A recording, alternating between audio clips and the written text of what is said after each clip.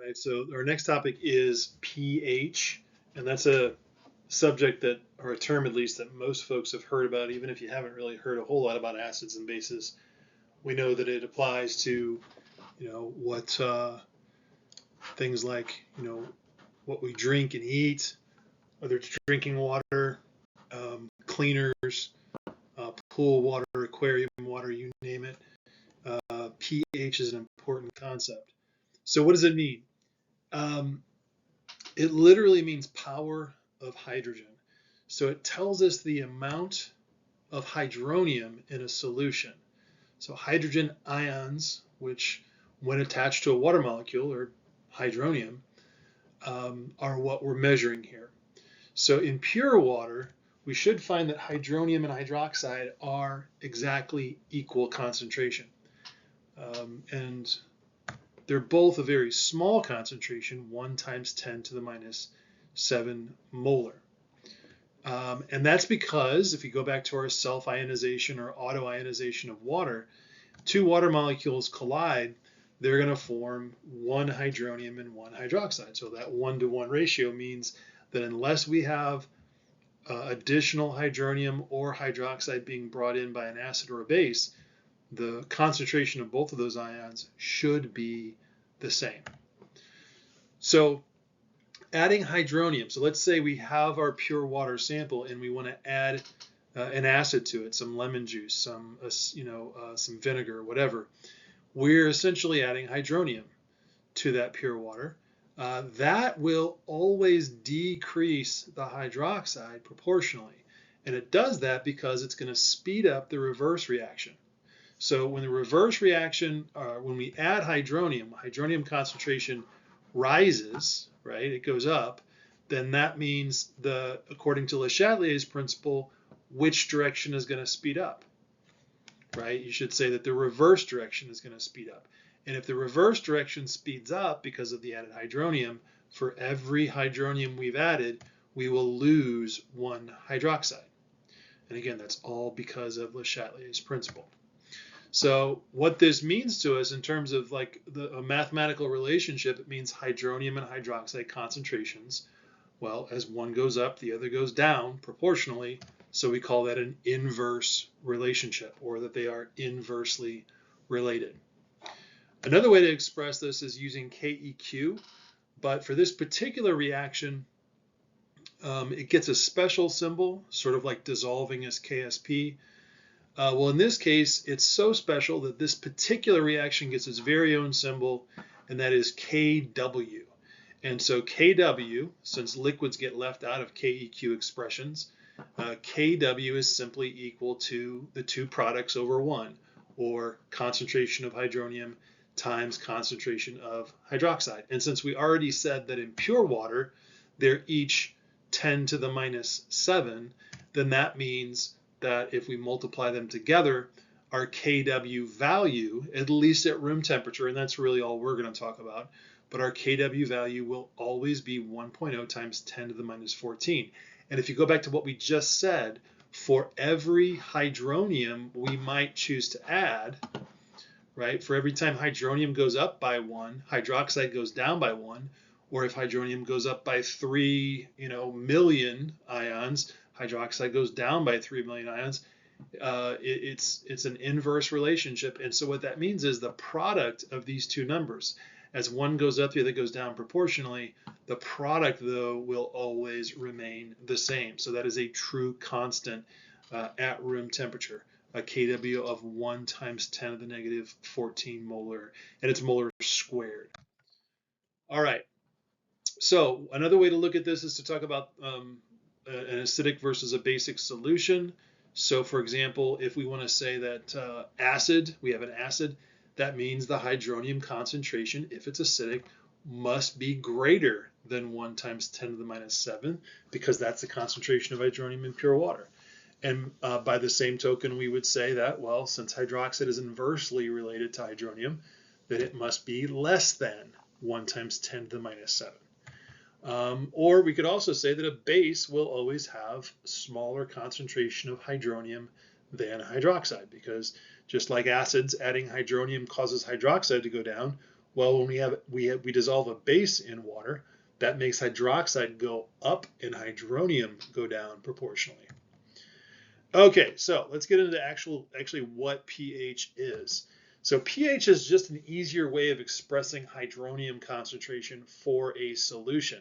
So rather than saying that hydronium is, 10 to the minus 7 for pure water, or some other very, very small number for pool water or aquarium water or whatever, it's a lot easier if we just put it through a little calculation that gives us a much larger number that's just easier to say, easier to write, easier to deal with.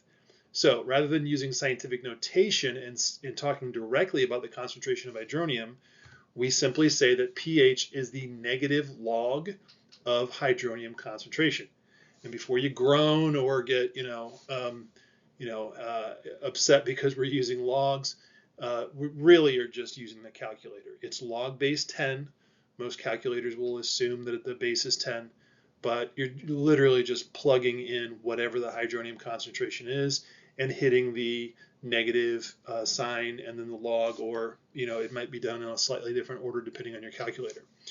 So let's say, for example, we want to know the pH of drinking water that has a hydronium concentration of 4.5 times 10 to the minus 8 molar hydronium.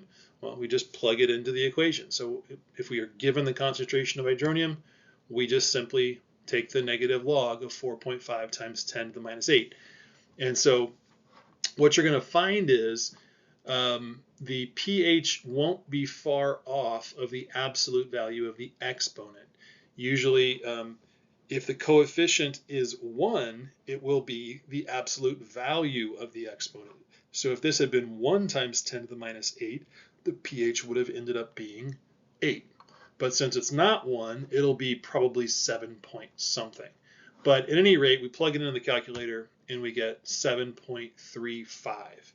Now, because the pure water is 1 times 10 to the negative 7, and pure water is neutral, the negative log of 1 times 10 to the minus 7 is 7, which is why we say that a pH of 7, again, at room temperature, is neutral. So anything above that actually means you have less hydronium than you would have in pure water. And you can see here that exponent is a smaller number than 10 to the minus 7.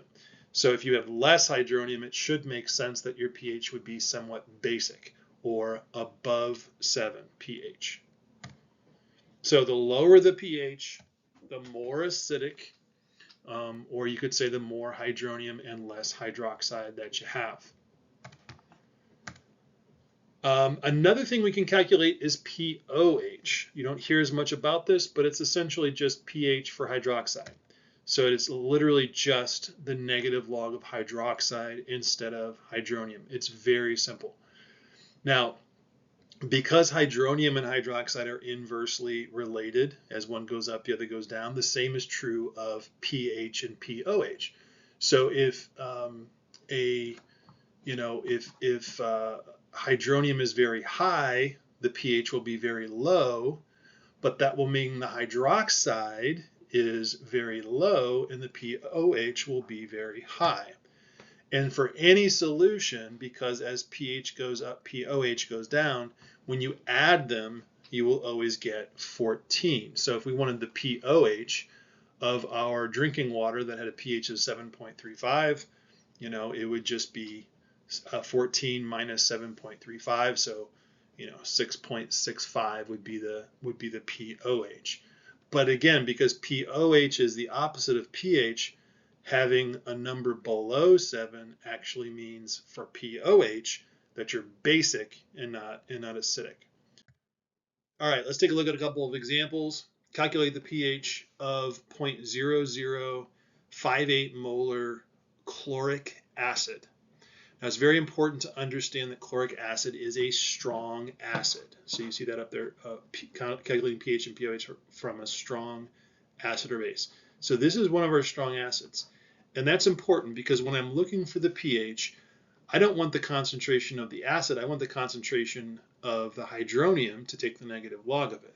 But because it's a strong acid, the concentration of that acid, which is what HA stands for, concentration of just some generic, acid, is equal to the concentration of the hydronium. And that's because if we look at the ionization equation, we have one acid molecule fully ionizing to give you one hydronium ion. It's a 1-to-1 ratio, and not only that, but the arrow is only going in one direction. That means whatever the molarity of the acid is, and we're given 0.0058 molar, will also be the molarity of the hydronium. And so it makes it very easy. There's no stoichiometry, there's no calculation that we have to do other than simply plugging in the concentration of the acid as the concentration of hydronium and taking the negative log of it. And so this one is going to be a very low pH, 2.24, which makes sense because we're talking about a strong acid. So below 7 pH means we are, in fact, acidic. All right, let's take a look at the next example. This is another strong acid. This time we are given grams and milliliters of it. We still want to find the pH, which means we still want to take the negative log of hydronium. This time we're adding another step or two, though, because we're not given the concentration of our strong acid. We are given the mass and volume of it, but we still have a complete ionization, and we have a 1-to-1 ratio between sulfuric acid and hydronium. So if I can figure out how my molarity of sulfuric acid, that will once again be the molarity of my hydronium. But there is an extra step because we don't know the molarity of the sulfuric acid, so we have to find it. And of course, molarity is just moles per liter. So see if you can go from 0.8 grams of sulfuric acid and figure out the moles, because the liters are actually almost given to us already. We have 450 milliliters, which is easily taken to liters. We just have to find the moles of the H2SO4. So go ahead and pause and give that a shot.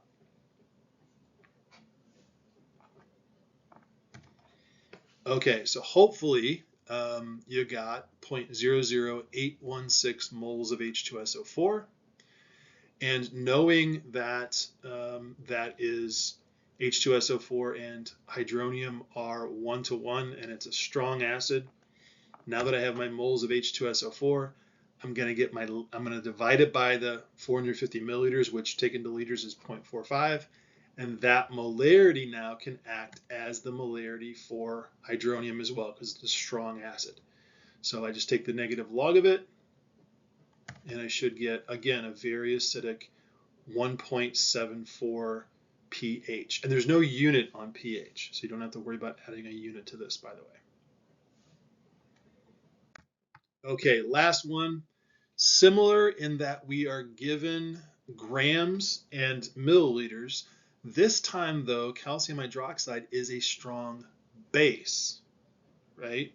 So we want to know the pH, but for this one, we are first going to have to find the pOH, because calcium hydroxide does not give us hydronium when it ionizes, it gives us hydroxide. And in fact, it gives us 2 hydroxides. So we are going to have a little bit of an extra step here. So the first thing we have to recognize is we need the molarity of hydroxide to get the pOH, so that we can then subtract that from 14 to get the pH. Well, to get the molarity of the hydroxide, I need the moles of the hydroxide. And to get the moles of the hydroxide, I am given the grams of calcium hydroxide. So I'm going to have to use the periodic table to go from grams to moles of calcium hydroxide. Now, hopefully you can guess what the next step is. It is a conversion. We got to get rid of moles of calcium hydroxide because, again, we're looking for the molarity of hydroxide. And it is a 2-to-1 ratio. And I'm just getting this from the balanced equation. 2 moles of OH for every 1 mole of CaOH2 leads me to 0.169 moles of hydroxide. Now the next step is to divide that by liters, which I had 300 milliliters, so that's just 0.3 liters. And I now have the molarity of hydroxide. I'm almost there. If I take the negative log of this, I don't get pH, but I get something really close. I get POH, right? So if I go ahead and put in the negative log of that number, I get 1.25. And before we say that it's really acidic, and that doesn't make sense because calcium hydroxide is a base, remember this is POH. We still have to subtract that number from 14 to get pH, and it is in fact very basic, 12.75 pH, which makes sense for a strong base.